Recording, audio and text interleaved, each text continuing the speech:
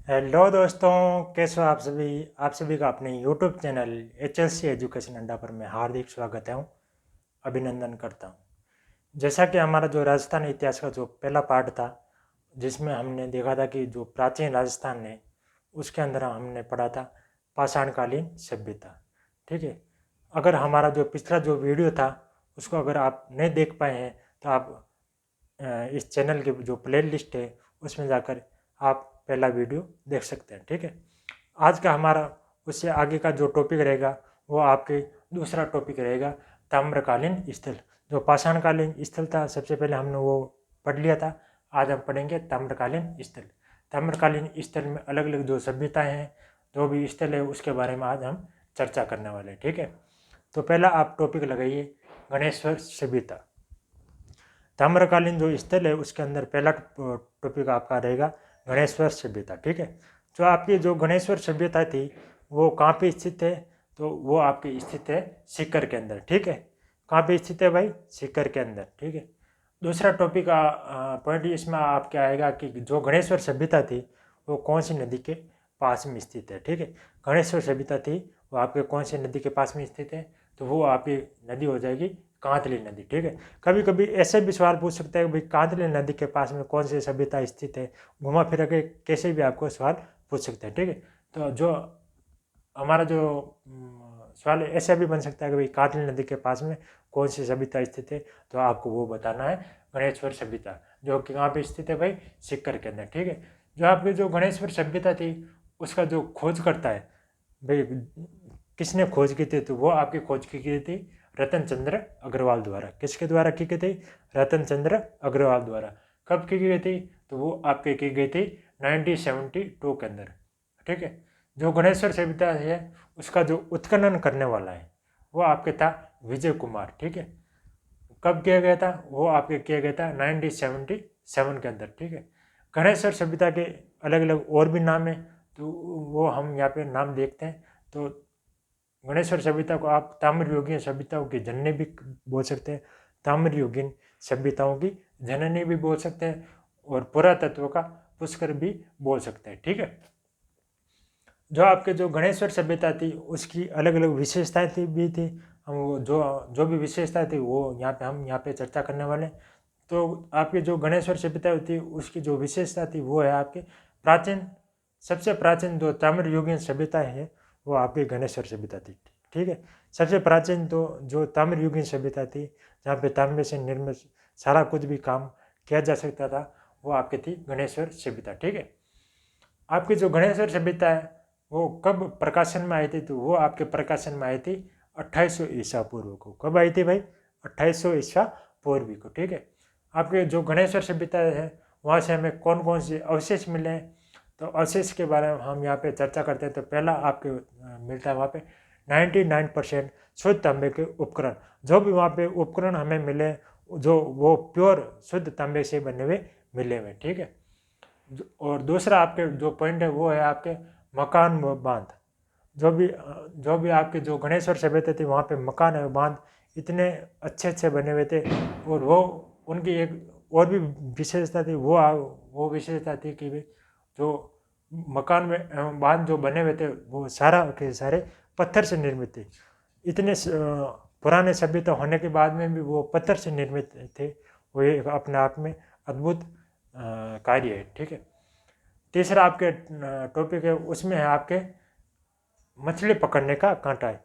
यानी कि उस समय हमें मछली पकड़ने का कांटा मिला है, तो वहाँ पे हम देख सकते थे कि वहाँ पे हमें जो मछली पकड़ने वाले जो मछुआरे हैं वो वहाँ पे हमें शिकार भी किया करते थे मछलियों का। ठीक है।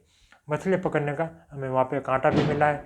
चौथा पॉइंट है आपके अवशेष के अंदर 6 प्रकार के मर्द भांड भी वहाँ पे मिले, यानी कि मिट्टी के बर्तन मिले। वो कितने प्रकार के थे भाई? 6 प्रकार के थे। ठीक है। जो हमें जो मर्दबान मिले थे 6 प्रकार के, उसके ऊपर एक चित्रकारी हुई थी। वो चित्रकारी थी कौन सी? कृष्णवर्ती चित्रकारी थी। ठीक है। कृष्णवर्ती चित्रकारी के द्वारा वो मर्दबान सजाए गए थे, इसी कारण उन्हें कृष्णवर्ती मर्दबान भी कहते थे। ठीक है। दूसरा आपके ताम्रकालीन स्थल में आपके दूसरा पॉइंट आएगा आहड़ सभ्यता। ठीक है। आगे लिखिए आड़ सभ्यता। आड़ सभ्यता कहाँ पे स्थित थे?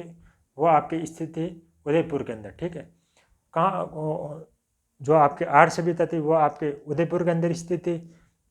दूसरा हमारा पॉइंट आएगा भाई आड़ सभ्यता थी वो कौन सी नदी के पास में स्थित थी? तो वो आपकी नदी आएगी आपके आड़ नदी, ठीक है। जो आपके आड़ सभ्यता थी इसकी जो खोज करने वाला था वो कौन था? तो वो आपके खोज करने वाला था अक्षय कीर्ति व्यास। कौन था भाई? अक्षय कीर्ति व्यास। कब किया गया था? 1953 के अंदर आपके आड़ सभ्यता की खोज की गई थी, ठीक है। जो आपके आड़ सभ्यता है उसके उत्खनन करने वाला, आपके आड़ सभ्यता के जो उत्खनन करने वाला थे वो आपके थे रतन चंद्र अग्रवाल। कौन थे भाई? रतन चंद्र अग्रवाल। और जो उत्खनन कब किया गया था? 1957 के अंदर किया गया था, ठीक है। आपके आड़ सभ्यता का उत्खनन किया गया था, उसके बाद एक पुनः उत्खनन और भी किया गया था। वो आपके पुनः उत्खनन किया गया था HD सांकलिया के द्वारा। किसके द्वारा किया गया था भाई? HD सांकलिया द्वारा। सांकलिया देखो HD सांकलिया, HD सांकलिया के द्वारा किया गया था, ठीक है। ये आप लिख लेना, ठीक है। जो आपके आड़ सभ्यता थी उसका जो हम उपनाम देखते हैं तो उपनाम वहाँ पे था आपके ताम्रवती नगरी भी हम आड़ सभ्यता को कह सकते थे, ठीक है। जो आपके आड़ सभ्यता थी उसका जो प्राचीन नाम था तो वो आपके प्राचीन नाम था आपके अगाटपुर। क्या नाम था भाई? अगाटपुर। और आपके आड़ सभ्यता थी उसको हम स्थानीय नाम से भी जान सकते थे। जो उनका स्थानीय नाम था तो वो आपके था धौलकोट। क्या था? धौलकोट। जो आपके आड़ सभ्यता थी उनका जो अन्य नाम है तो अन्य नाम यहाँ पे हमें देखने को मिलते वो है आपके मर्तकों का टीला। आड़ सभ्यता को हम मर्तकों का टीला भी कहते थे, ठीक है। एक हमारे जो आड़ सभ्यता थी उनका जो पुनः उत्खनन करने वाले थे HD सांकलिया साहब, उनका एक आड़ सभ्यता पे एक कथन भी है कि कथन ये था कि बनास संस्कृति। जो आपके आड़ सभ्यता है ना उसको बनास संस्कृति कहने वाले भी कौन थे भाई? HD सांकलिया साहब, ठीक है। HD सांकलिया साहब, ये हमने यहाँ पे लिखा था HD सांकलिया साहब, ठीक है। जो आपके आड़ सभ्यता थी वो कब प्रकाशन में आई थी? तो वो आपके प्रकाशन में आई थी 1900 से 1200 ईसा पूर्व। कब आई थी भाई? 1900 से 1200 ईसा पूर्व, ठीक है। जो आपके आड़ सभ्यता थी, आड़ सभ्यता के अंदर हमें कौन कौन से अवशेष मिले हैं? तो अवशेष के अंदर हम यहाँ पे देखते हैं तो पहला पॉइंट आपके यहाँ पे आता है मिट्टी से निर्मित बेल, ठीक है। जो भी हमें वहाँ पे बेल मिले वो हमें मिट्टी से निर्मित बेल वहाँ पे मिले, यानी कि वहाँ पे पहले भी कृषि होती थी। हमें ये बेल से हम साक्ष्य जुटा सकते थे और हम ये ज्ञात कर सकते हैं कि वहाँ पे पहले भी आड़ सभ्यता में जो कृषि होती थी, ठीक है। दूसरा हमें वहाँ पे मिला है मर्दबान, यानी कि मिट्टी से निर्मित जो निर्मित उपकरण मिले हैं, यानी कि मर्दबान मिले। तो हम वहाँ पे देख सकते हैं कि वहाँ पे जो भी रहन सहन होता जो अभी वर्तमान समय में वैसी आड़ सभ्यता में भी रहन सहन होता होगा, ठीक है। तीसरा हमें यहाँ पे मिलता है यूनानी देवता अपोलो चित्र युक्त मुद्राएं। क्या मिलती है भाई? यूनानी देवता अपोलो चित्र युक्त मुद्राएं। जो भी हमें आड़ सभ्यता में जो मुद्राएं मिली है उसके ऊपर कुछ ना कुछ चित्रित किए हुए थे, ठीक है। चित्रित करने वाले में जो चित्र थे वो किसके बने हुए थे भाई? अपोलो के बने हुए थे। और अपोलो कौन था? तो यूनानी जो देवता है, यूनानी देवता है उनका नाम क्या है भाई? आपके अपोलो। और अपोलो के हमें वहाँ पे मुद्रा के ऊपर चित्रित बने हुए मिले थे, ठीक है। चौथा आपके यहाँ पे पॉइंट आएगा भाई बिना हत्थे का जलपात्र। बिना हत्थे का जलपात्र यानी कि अपना जो लोटा होता है, अभी वर्तमान समय में लोटा होता है, उसके जो हत्था होता है वो हमें अभी भी नहीं देखने को मिलता है। वैसे पहले भी ऐसे ही हमें बिना हत्थे के जो जलपात्र है वो हमें वहाँ पे देखने को मिले थे, ठीक है। जो आपके आड़ सभ्यता थी, आड़ सभ्यता की हमें विशेषताएं भी मिलती है। तो आड़ सभ्यता की क्या क्या विशेषता थी यानी कि ग्रामीण सभ्यता थी। ठीक है, वर्तमान समय में हम गांव में रहते थे, वैसे वैसे आर्य सभ्यता में भी हमें ऐसे देखने को मिलते थे कि जो ग्रामीण परिवेश होता है वैसे वैसे वहाँ पे भी ग्रामीण परिवेश था। ठीक है, दूसरा वहाँ पे हम यहाँ पे पॉइंट देखते हैं कि संयुक्त परिवार था। जैसे अभी हम गांव में भाई बहन जैसे भी हमारे काका भतीजा जो भी हम साथ में मिलकर रहते हैं, 3-4 परिवार एक साथ मिलकर रहते हैं, वैसे वैसे आपके आर्य सभ्यता में भी संयुक्त परिवार था। ठीक है, सभी एक साथ में वहाँ पे रहते थे। तीसरा पॉइंट आपके है पितृसत्तात्मक सभ्यता, यानी कि आर्य सभ्यता में आर्य सभ्यता थी वो आपकी पितृसत्तात्मक सभ्यता थी। यानी कि जितने भी वहाँ पे काका भतीजे जो भी साथ में रहते थे, लेकिन जो भी जो फैसला होता था वो उनके जो मुख्य होते थे, यानी कि बच्चों के जो पिता होते थे, उन्हीं का वहाँ पे आदेश चलता था। यानी कि वहाँ पे जो पितृसत्तात्मक सभ्यता थी, पिताओं का जो आदर सम्मान करते थे और उन्हीं का वहाँ पे कहना मानते थे। ठीक है, एक आप नोट लगा के लिख लीजिए, नोट लिखा कि 8 बार उजड़ने व बचने की जानकारी, 8 बार उजड़ने व 8 ही बार बचने की जो जानकारी मिलती है वो आपके आर्य सभ्यता में मिलती है। कभी कभी ये सवाल पूछ लिया जाता है कि 8 बार उजड़ने व 8 बार बचने की जानकारी हमें कहाँ से मिलती थी, तो वो आपके मिलते थे भाई आपके आर्य सभ्यता के अंदर, जो कहाँ पे स्थित है भाई, उदयपुर के अंदर, वर्तमान समय में उदयपुर के अंदर स्थित है। ठीक है, तीसरा पॉइंट जहाँ पे आप लिखिए गिलोंड सभ्यता। क्या लिखोगे भाई, गिलोंड सभ्यता। जो आपके गिलोंड सभ्यता थी वो आपके थी राजसमंद के अंदर। कहाँ पे, अभी वर्तमान समय में राजसमंद के अंदर ये गिलोंड सभ्यता है।